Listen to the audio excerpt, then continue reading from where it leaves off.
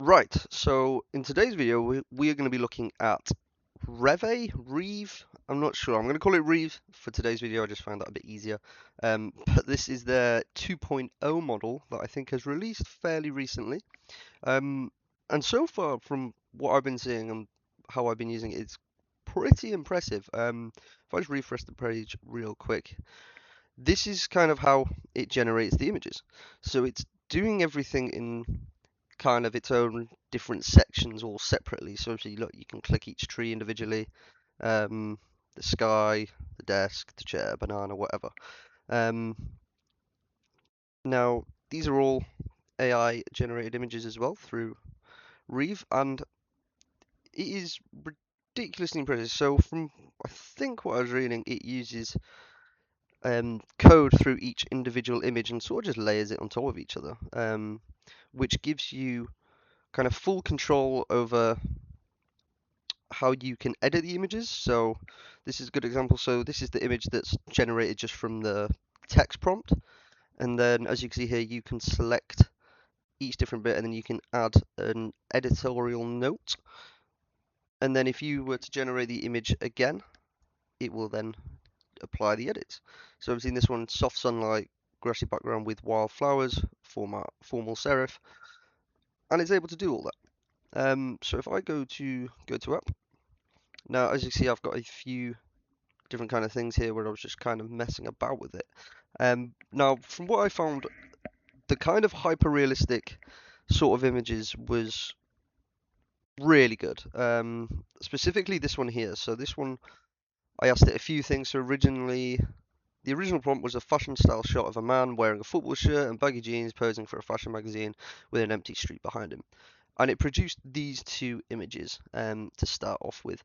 And then I chose this image and then I was able to edit it. So as you can see, you're able to click each individual section and you can fully edit this. So if you click on this building, you can then, a little edit thing pops up here, or you can even go into the prompt and you can see each individual prompt that it's kind of told itself. So you give it the kind of general prompt, and then for each individual image that it's going to generate within the image, it creates its own sort of prompt. And then another thing it does, which I really like, is this kind of subsection here. So for the man, it's able to give you each individual bit, so he's like fully customizable. Now this person isn't real. Do you know what I mean? I didn't give it an image or anything to reference. It's just done this. So whether it's pulled this off the internet somewhere or what, I don't know. It's pretty mental, to be honest with you. And then I don't know if it's going to show the. I'll show a live example of me editing something, but essentially I used this image and I told it to change the football shirt on the man to a red football shirt in an AC Milan style and change the Umbro logo to a Nike logo. I also find it crazy that it managed to pull an Umbro logo onto a football shirt on its own completely without me telling it to. I thought that was quite impressive. Um, Now I have just done this one as well. So with this image, again, it's done the same thing. It's pulled Supreme from somewhere in the depths. And the same thing, street, empty street behind him. And now I'm not sure if it'll show. It's not going to show the annotations, unfortunately. But I told it to make the sky sunny instead, yellow and black football shirt. And then if you want as well, say now you wanted to get rid of this text, you can just delete the object, delete object, and then when you click apply here, it'll do that. Now, with the free credits, I'm not sure whether obviously, the more you edit onto an image, the more credits it's going to use, or the faster you're going to reach your limit. Now, I found myself not reaching the limit too fast because when I gave it the original prompt, I didn't have to edit too much. So I think if you're editing a lot, I think it obviously does use a lot of credits, but I wasn't finding myself reaching the limit like ridiculously quickly. Now, when using this, I think it's probably best to sort of create the baseline image. Like, it is good at doing text, but I think you're probably better just getting the actual image without the text and then moving it over to something like Canva or Photoshop to add the text yourself. So if I go back to the project here, it's really good at doing kind of realistic looking photos. So this one was a hyper realistic close-up image of a jaguar hunting through the wetlands of a jungle. Um, and so it was able to produce two of these first two images, and then I believe if I go back to it, I think I just gave it the exact same prompt through again, and then it produced these two images again. But the detail on this is ridiculously good, and again, you can change completely kind of what you want. And I do really like this subsection. Now, with this also, you can add, let's go to this one. Now, this one I want to show as well because some of the faces, obviously, there's a big crowd in here, but as you can see, some of the faces here aren't quite fully been made. As you see, this one's a bit messed up. There's a few through here, but a lot of them actually are okay, and especially the ones in the back, you're not going to notice too well. But what I also think is cool is this, where is it? Add effects section. So you're also able to just add a load of effects straight through on the app itself, like the motion blur is quite cool. And then you can change the color as well. I think that adds a lot of depth to it. And there's loads you can choose from. And now I don't think they'll kind of go through your credits, I don't believe. If it does, then I think that's a bit unfair. But I think you can add as much effects as you want, I'm presuming. That's quite cool. But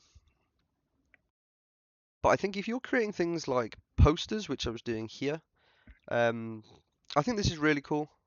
I think the people on this do look a little bit fakish, but I think this one, these two look a lot better. They look a lot more real.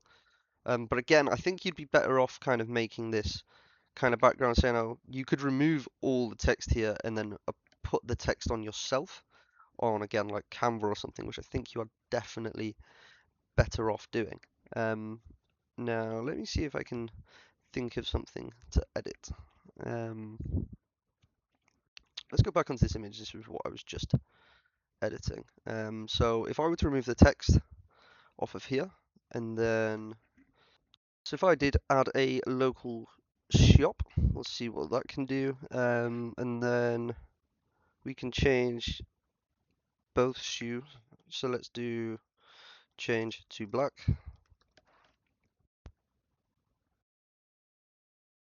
We'll give him two funky colors, and then change to we'll do change to black as well, just to see if it's able to do give them both the kind of same color. And then, so we've removed the text from the right, just deleted that with the block. Now I haven't seen how that is able to do anything, but we'll see what that can do. Add a local shop into this set of buildings, and then change the shoes to black. And they've also got this reference image up here. So they've got literal and an inspiration. So obviously if you've got literal, then it's going to keep the edit as close to the original image as possible. And then obviously inspiration is going to create images similar to the one that it's being referenced to. So if we click apply here, okay, as we see it's starting to build now. So you can see in the right here as well, you can see each individual kind of section that's being created. So started off with the man. And I feel like it's just doing it in layers, which is cool. And you can sort of slowly see it kind of developing in the back. Okay, so here we go. So it wasn't able to create the shop in the stone buildings, which was unfortunate. It was able to change the shoes to black. I don't think they look as good, to be honest. They look a little bit dodgy. Obviously, the text removed, just deleted completely. The only thing with that is when you're deleting things out of here, just straight out of here, you then have to apply again. Now, I don't know whether that would affect your sort of credits. I'm not sure. Let me see if I can try get maybe a shop in here. Add a shop in the buildings. Let me see what that can do here.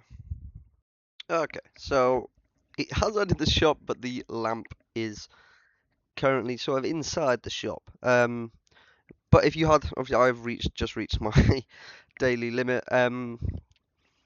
However, if you did still have your usage, you could obviously just delete the lamp, or you could probably tell it to put the lamp in front. Now, obviously, not everything is perfect yet.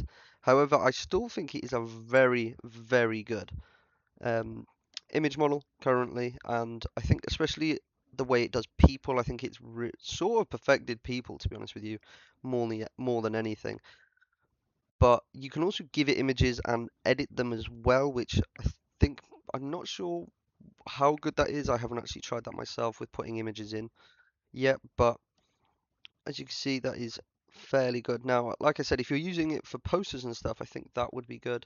And if you go to the home page or explore, you can see what other people are using it for, and they've also got all of these things here. So posters and stuff. Some of these are quite cool. Subway one, that's quite cool. And then advertisements, I think is quite good.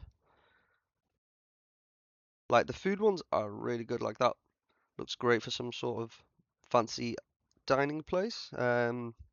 That's a really cool one for some sort if you've got some sort of brunch cafe place. Here we go. So the different plans are here. So the light version is $8 a month, and then the Pro $20 a month. Now I don't think that's that bad.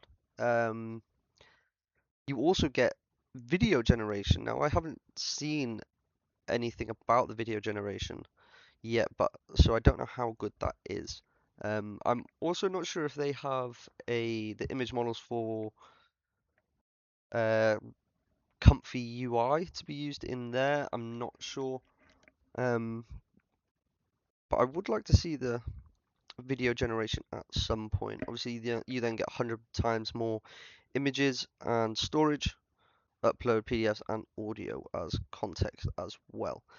But I think as a whole, really good site, especially in browser. You can use it sort of anywhere, and you can also see kind of how much usage you have left here. Now I'm pretty sure it's just split into two bars, which is a bit of a pain. It doesn't actually say. But you're able to make a lot of sort of pictures and stuff in kind of one session. If you're editing a lot, then you're going to use your credits quite quickly. But I think as a whole, it is a really good site. And I think if you're not using it and you use a lot of AI for image generation, I think you are missing out. Even if you use another bit of software to generate the image and then you come into here to use it to edit it, I think that's really cool. But like I said, it's really good at doing people, really good at the kind of hyper realistic stuff. And I think for posters or website kind of art that you need, I think it'd be great for that. So thank you guys for watching. This has been today's video, and that has been Reve 2.0. Now, if you did like the video, don't forget to subscribe, leave a like, and I'll see you in the next video. Cheers.